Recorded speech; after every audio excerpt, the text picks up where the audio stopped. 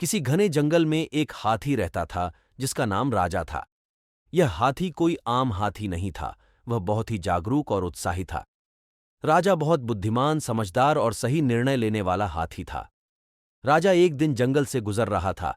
हर दिन की तरह वह ठंडे पानी में नहाने के लिए पानी के अंदर गया तो उसने देखा नदी के किनारे पर हिरणों का झुंड खड़ा हुआ है जो कि काफी चिंतित है। ये देखकर हाथी उनके पास गया और उनसे उनकी चिंता का कारण पूछा। हाथी ने कहा, तुम सभी हिरण बहुत चिंतित दिखाई पड़ रहे हो। रोज की तरह तुम लोग ठंडे पानी में नहाने का आनंद नहीं ले रहे। तुम्हारी चिंता का क्या कारण है? मुझे भी बताओ। अगर हो सका तो मैं तुम्हारी चिंता दूर करूंगा। हाथी भैया, हम सभी हिरण इसलिए चिंतित हैं कि पानी का झरना सूख रहा है। क्या आपने नहीं देखा कि नदी के पानी का स्तर कितना ऊंचा था, परंतु अब पानी बहुत सूख चुका है। आप पहले पूरे पानी में समा जाते थे और आनंद से नहाते थे। अब तो आपके पैर भी पूरी तरह नहीं डूब पा रहे। हम सभी इसीलिए चिंतित हैं कि अगर इसी तरह पानी का स्तर कम होता रहा तो नदी सूख जाएगी और फिर हमें पानी कहाँ से प्राप्त होगा। हाँ, तुम लोगों ने सच कहा। यह तो मैंने ध्यान ही नहीं दिया। पहले तो मैं पूरे पानी में समा जाता था, अब तो मेरे पैर भी पानी में नहीं समा रहे। यह बहुत ही गंभीर समस्या है। अगर हमने इस समस्या का जल्द से जल्द समाधान नहीं किया तो हमें गंभीर परिणाम भुगतने पड़ेंगे। इस समस्या का समाधान करने के लिए पहले हमें इस समस्या की जड़ को ढूंढना पड़ेगा। हमें यह जानना पड़ेगा कि पानी का स्तर क्यों कम हो रहा है। अगर हमें यह पता चल गया कि पानी का स्तर कहाँ से कम हो रहा है तो हम समस्या का आसानी से समाधान कर सकते हैं। हाथी भाई, आप सच कह रहे हो, पर हम समस्या की जड़ को कैसे ढूंढेंगे? यह तुम मेरे ऊपर छोड़ दो। मैं समस्या की जड़ को ढूंढने का प्रयत्न करता हूँ। अगर समस्या का समाधान मेरे बस में हुआ तो मैं उसका समाधान कर दूंगा, नहीं तो मैं तुम सबको समाधान के लिए बुलाऊंगा और जिन जिन की सहायता मुझे चाहिए होगी उन सभी प्राणियों को बुलाऊंगा। यह कहकर हाथी राजा समस्या के समाधान को ढूंढने के लिए निकल पड़ते हैं। जंगल में बंदरों, हिरणों और सभी प्राणियों के साथ हाथी की दोस्ती थी। उसने हर तरफ खोज की, बूढ़े उल्लू से सलाह ली, शरारती तोतों से पूछा और खरगोश से बातचीत की, पर समस्या के समाधान बारे में कुछ भी पता नहीं चला। बहुत दिनों की खोज के बाद राजा ने एक छिपी हुई गुफा को खोजा जहां शरारती बंदर नदी को उनके खेलने के लिए मस्ती में बंद कर रहे थे। राजा समझ गया कि इन्हीं बंदरों के कारण नदी में पानी नहीं आ पा रहा है, क्योंकि इन्होंने नदी का प्रवाह रोक दिया है, जिस कारण नदी का स्तर कम हो रहा था। अब हाथी को समस्या के बारे में पता चल चुका था। उसने बंदरों से बात की।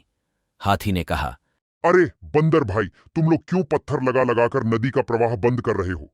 तुम्हारी इस गलती के कारण नदी का स्तर कम हो रहा है। अगर ऐसा ही होता रहा तो जंगल में सूखा पड़ जाएगा और जानवर प्यासे रह जाएंगे, जिससे प्राणियों की जान भी जा सकती है। तुम्हारा यह खेल जंगल के प्राणियों पर काफी भारी पड़ सकता है।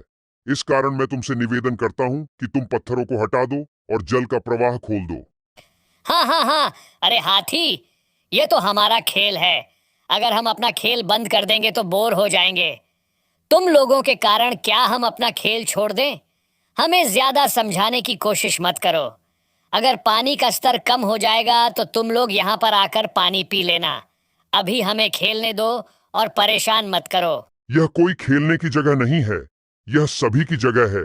इस पर सिर्फ तुम लोगों का अधिकार नहीं है, हम सभी का अधिकार है। तो तुम लोग कैसे जल प्रवाह रोक सकते हो? अगर तुमने तुरंत जल प्रवाह नहीं रोका तो मैं तुम सबको सबक सिखाऊंगा। तुम्हें जो करना है करो, हमें खेलने से तुम नहीं रोक सकते।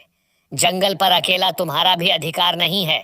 जब यह जल प्रभाव सभी का है तो तुम कैसे हमें खेलने से रोक सकते हो? यह कहकर शरारती बंदरों ने हाथी राजा की आंखों में धूल डाल दी, जिससे हाथी राजा को कुछ दिखाई नहीं दे रहा था। इस कारण हाथी राजा वहां से वापस आ जाते हैं। वापस आकर हाथी राजा शेर राजा के पास जाते हैं और शेर को सारी कहानी सुनाते हैं। यह सब सुनकर शेर राजा सभी प्राणियों की सभा बुलाते हैं। सभा में यह तय होता है कि बंदरों को इस प्रकार सबक सिखाया जाए कि वह इस गलती को दोबारा न करें और उनको समझ में आ जाए कि अगर सूखा पड़ जाएगा तो प्राणियों का क्या हाल होगा। इसके लिए हाथी राजा जल प्रवाह के आगे जाकर बड़े बड़े पत्थरों से जल को रोक देते हैं, जिससे बंदरों के पास पानी आना बंद हो जाता है और उस जगह बिल्कुल पानी बंद हो जाता है। अब जैसे ही बंदरों के पास पानी बंद हो जाता है तो वह परेशान हो जाते हैं। पानी इतना कम था जो कि जमीन के अंदर ही समा जा रहा था, जिससे बंदरों को पीने के लिए कुछ भी पानी नहीं मिल पा रहा था। अब वह बहुत परेशान हो जाते हैं और अपनी परेशानी को लेकर शेर राजा के पास जाते हैं। तो शेर राजा कहते हैं, हाथी ने तुम लोगों को पानी रोकने को मना किया था और कहा था कि अगर पानी बंद हो जाएगा तो नदी सूख जाएगी और सभी प्राणी प्यासे रह जाएंगे। अब तुम लोगों के साथ ही ऐसा हो गया है, अब तुम प्यास रहो। ये सुनकर बंदरों को अपनी पुरानी हरकतों पर बहुत शर्म आ रही थी। अब उनके समझ में आ चुका था कि हमें कभी भी ऐसा खेल नहीं खेलना चाहिए जिससे दूसरों को परेशानी हो। उन्होंने शेर राजा और हाथी राजा से माफी मांगी। इसके बाद हाथी ने जाकर अगले जल प्रवाह को खोल दिया, जिससे पानी बंदरों के पास आने लगा और बंदरों ने भी पत्थरों को हटा दिया, जिससे पानी नदी में पहुंचने लगा और नदी दोबारा से भर गई। इस कहानी से हमें यह सीख मिलती है कि हमें ऐसा खेल नहीं खेलना चाहिए जिससे दूसरों को परेशानी हो। हमें हमेशा दूसरों का सम्मान करते हुए खेल को खेलना चाहिए और हमेशा अपने अलावा दूसरों की भी परवाह करनी चाहिए।